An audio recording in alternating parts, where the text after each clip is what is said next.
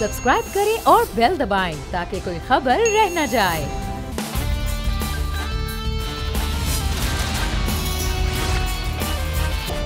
अस्सलामुअलैकुम। The special report with Mudassar Iqbal के साथ हाजिर खिदमत है। नाज़रीन, आज सबसे पहले बात करेंगे जन्नत नज़ीर वादी कश्मीर के हवाले से। 5 अगस्त नाज़रीन वो तल्ख तरीन दिन है जो भुलाए नहीं भुलाया जा सकता।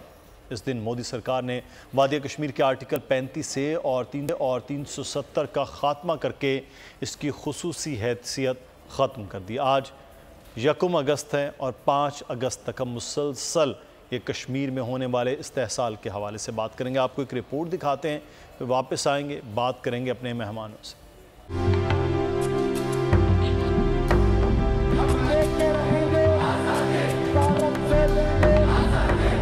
आज 1 अगस्त है और अगस्त का महीना शुरू होते ही कश्मीर पर भारतीय गैर कानूनी तसल्लुत के जख्म हरे हो जाते हैं। 5 साल कबल 5 अगस्त 2019 वो तल्ख तरीन दिन है जो भुलाए नहीं भुलाया जा सकता। इस दिन मोदी सरकार, जिसके हाथ गुजरात के हजारों मुसलमानों के खून से रंगे हुए हैं, ने 72 सालों से लहूलुहान वादी कश्मीर का आर्टिकल 35A और 370 का खात्मा करके खुसूसी हैसियत खत्म कर दी और इसे भारत का हिस्सा करार दे दिया, जो कि अक़वाम मुत्तहिदा की सलामती कौंसिल की करारदादों की भी सरीहन खिलाफ वर्जी है। ये दिन कश्मीर और पाकिस्तान के लिए स्याह तरीन दिन था, जब जबरन रियासती इजारादारी पर कश्मीरी रद्द-ए-अमल से बचने के लिए भारत ने निहत्ते कश्मीरियों पर जुल्म और सितम के पहाड़ तोड़ दिए। कश्मीरी क़यादत को नजरबंद कर दिया, इनसे तमाम तर बुनियादी सहूलियात छीन ली गईं।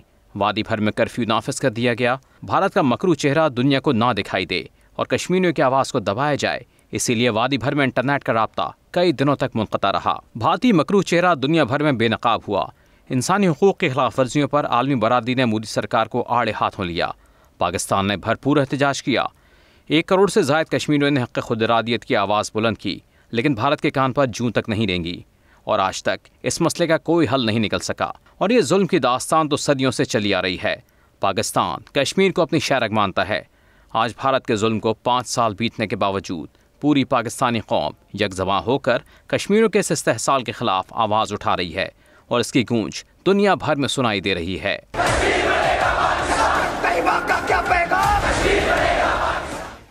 और 70 साल से कश्मीरियों को जो दबाने की कोशिश की जाती रही है, उसमें भी भारत कामयाब नहीं हुआ। और अब 35A और 370 के बाद भी कश्मीरियों ने इस चीज़ को, इस जुल्म को नहीं माना है और अपनी जद्दोजहद को जारी रखे हुए हैं। पूरी दुनिया में अमन पसंद, जमहूरियत पसंद, आज़ादी पसंद लोग जो हैं वो कश्मीरियों के साथ हैं और हम कोशिश करते आए हैं मुसलसल के कश्मीरियों की आवाज़ पूरी दुनिया तक पहुँचाई भी जाए। हमारे साथ इस वक्त मौजूद हैं ब्रिगेडियर रिटायर्ड वकार अहमद साहब, डिफेंस एनालिस्ट हैं। बहुत शुक्रिया ब्रिगेडियर साहब आपके वक्त का। मोहम्मद उसामा गाजी साहब ने हमें ज्वाइन किया है, सीनियर एंकर पर्सन है, तजज़ियाकार। बहुत शुक्रिया उसामा आपके वक्त का। ब्रिगेडियर साहब, 5 अगस्त यौम इस्तेहसाल, जिस तरह से जुल्म सितम 75 साल से है, वो 2019 से भी वही सिलसिला जो है वो हम देख रहे हैं, उसमें इजाफा किया गया। लेकिन जब भी हम ये देखते हैं कि हुर्रियत की बात है, कश्मीर में आज़ादी की बात है, तो जिस तरह से पोर्ट्रे करके बताया और दिखाया जा रहा होता है पूरी दुनिया में, वो अलग चेहरा, और पूरी दुनिया का जो एक लिपटा हुआ गलाफ में चेहरा है कश्मीरियों के हवाले से, वहाँ पर उनकी ज़बानें भी गुंग हैं, होंठ भी सिले हुए हैं। ये दोहरा मयार क्यों रहता है? यहाँ तो डेफिनेटली है। अगर आप इंटरनेशनल कम्युनिटी का रिस्पांस देखें, अभी आप मणिपुर पे देखें तो काफी क्रिश्चियन कम्युनिटी जो है यूरोप में, उन्होंने इस पे आवाज उठाई। कश्मीर पे ऐसा नहीं है और इसकी फाइट शायद हमें खुद ही करनी पड़ेगी। एक तो ये है कि जो 5 अगस्त डेफिनेटली इसमें एक स्टेटस चेंज किया गया, लेकिन मेनली ये एक पेपर ट्रांजैक्शन है और इंडिया ये पेपर ट्रांजैक्शन पहले भी कर चुका है और फिर मुकर भी जाता है। आप 48 से शुरू कर दें, जब ये लोग यूएन में लेके गए थे, सो एक पेपर ट्रांजैक्शन हुई। उसके बाद जो है 65 और फिर शिमला मुआहदा है और उसके बाद अभी आ जाए। तो जो अगर जैसे कश्मीरियों ने इन देयर स्पिरिट जिसको एक्सेप्ट ही नहीं किया, जो मेजोरिटी है वहाँ पे ऑक्युपाइड कश्मीर में, तो किसी लिहाज से भी भारत ठीक अपने आप को तसल्ली दे सकता है, it remains a paper transaction. हाँ, ये है कि उन्होंने अपनी अफवाज बढ़ा दी, पैरामिलिट्री फोर्स को मिला के 1 मिलियन फौज है और इस वक्त occupied Kashmir the most militarised area गिना जाता है पूरी दुनिया का। फिर अगर उसको लिंक करें जो whatever is happening to minority and specially Muslim community in India, और उसका रिफ्लेक्शन अभी क्रिश्चियन कम्युनिटी भी उसकी ऑपरेशन में नजर आ रहा है। मणिपुर में सिखों के साथ ये क्या कर रहे हैं, तो एक बेसिकली नियोनाजी एजेंडा है आरएसएस का जो इम्पोज किया गया। नेक्स्ट ईयर उनका टारगेट है कि 2024 में 2/3 मेजोरिटी लेके तो हिंदुत्व रिपब्लिक जो है उसको डिक्लेयर किया जाएगा। लेकिन इन तमाम चीजों के बावजूद आहिस्ता आहिस्ता आपने देखा है कि जो माइनॉरिटीज हैं इंडिया में वो भी सर उठा रही हैं, उसके अंदर लोग आवाज भी उठा रहे हैं। साउथ इंडिया से भी उठ रही है, इसी तरीके से नॉर्थ ईस्ट है, और मणिपुर के साथ भी 4 और रियासतें इसमें शामिल हो रही हैं। ऑक्युपाइड कश्मीर में ऑलरेडी जो है लोगों ने इसको एक्सेप्ट नहीं किया। खालिस्तान का रेफरेंडम आप देख लें, तो जितनी मर्जी कोशिश कर ले, आई थिंक आजकल के दौर में आप इस तरह जो है इतनी बड़ी आबादी को और इतनी बड़ी कम्युनिटी को नहीं दबा सकते। एक तो ये है। हाँ, ये जरूर है कि अभी पाकिस्तान का इसमें क्या रोल है डिप्लोमेटिकली, इंफॉर्मेशन डोमेन में जो भी आप कर रहे हैं, आई थिंक ये बड़ी खुशाइन बात है कि आप आवाज उठा रहे हैं, और आगे 5 अगस्त की आप कहने एनिवर्सरी आ रही है।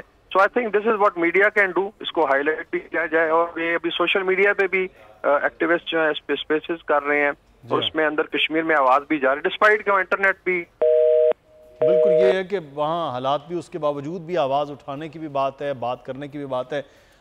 अक्सरियत को अक़लियत में उसामा गाज़ी बदकोशिश है, उसमें कामयाबी वो इस तरह करे, लोगों को आबाद करना, वहाँ पर चीज़ों को लेकर जाना, और शाइनिंग इंडिया कश्मीर के हिसाब से दिखाने की कोशिश है। लेकिन असल इंडिया और असल जो जुल्म है उसका दिखाया जाना और उसको आश्कार होना वो भी बड़ा ज़रूरी है। तो इसमें पाकिस्तान के मीडिया और पाकिस्तान लोग तो कर रहे होते हैं, लेकिन पूरी दुनिया इसमें उस तरह से पार्टिसिपेट नहीं करती हो। क्या वजह है कि 2 न्यूक्लियर ममालिक हैं जिनके दरमियान बोन ऑफ कंटेंशन भी कश्मीर है, फिर भी इस जानिब तवज्जो नहीं? असल में देखिए कि ये इकोनॉमिक इंटरेस्ट की सारी गेम है, और दुनिया की एक बड़ी मार्केट है, फिर उसको चीन के खिलाफ आपने खड़ा करना है, तो ये सारी वजूहात है जिसकी वजह से बिल्कुल इस पर आंखें बंद कर ली जाती हैं। हल्का फुल्का इस पर रिस्पॉन्स दे दिया जाएगा, वरना आप देखिए मुदस्सिर जिस कदर जुल्म हो रहा है, कोई एक दिन नहीं गुजरता।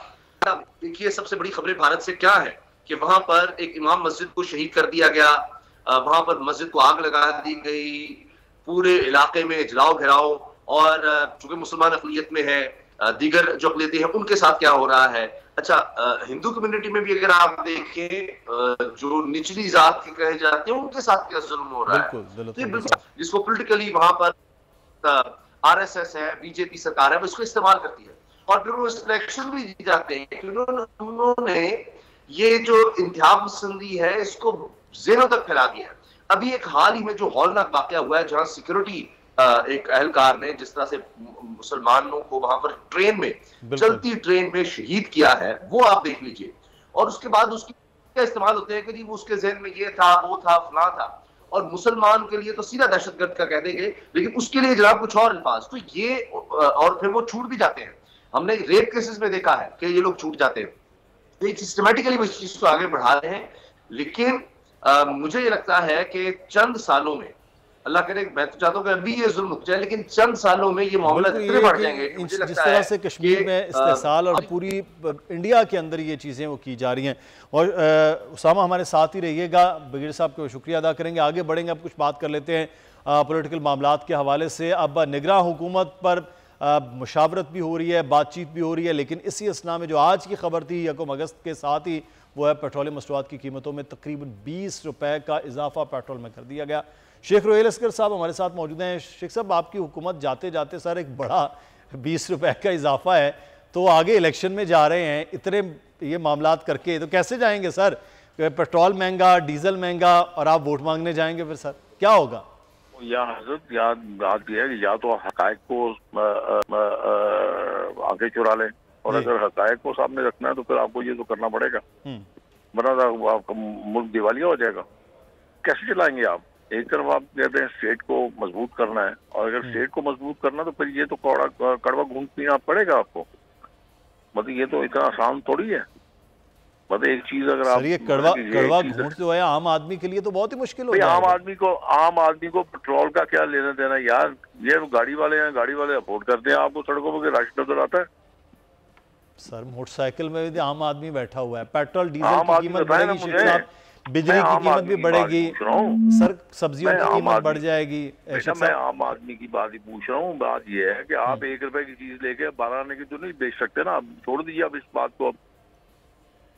अब आपको हकायक को सामने रखना पड़ेगा, खुली आंखों से देखना पड़ेगा। बहुत हो गया यार इस मुल्क के साथ खिलवाड़, अब बस करें। अगर मुल्क को आपने मजबूत करना है, अगर इसको आपने पॉलिटिकली और इकोनॉमिकली मजबूत करना, तो फिर ये तो आपको करना पड़ेगा।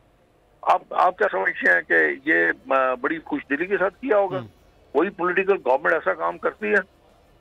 उसके पीछे कुछ हक़ तो होते हैं।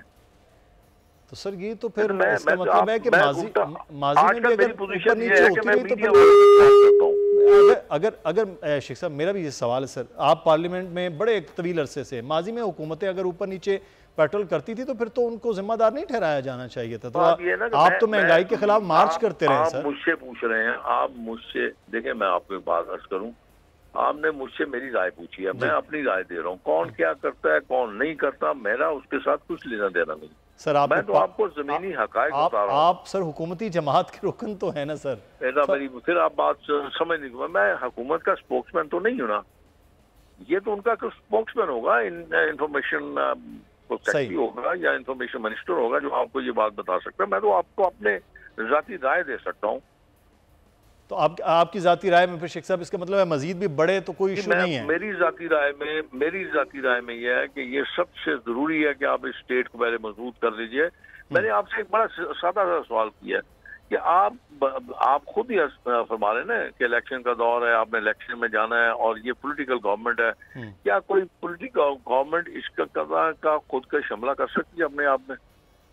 वो तो मतलब आपसे सवाल कर रहा हूँ ना। इसका मतलब है कुछ ना कुछ महकात तो हैं जिनको आपने एड्रेस करना है। वो ऐसे मामला जो आप उसके बगैर आप आगे चल नहीं सकते। सही, बिल्कुल ठीक है शेख साहब, शुक्रिया आपका। ये बड़ा एक सवाल है कि इस वक्त जो है 90,000 सरकारी गाड़ियां हैं, 220 अरब का पेट्रोल मुफ्त है, उनका बिजली उनकी मुफ्त है, तो गरीब के लिए कुछ नहीं है। हमें यहाँ पर एक ब्रेक लेना है, ब्रेक के बाद वापस आएंगे, फिर मजीद बात होगी।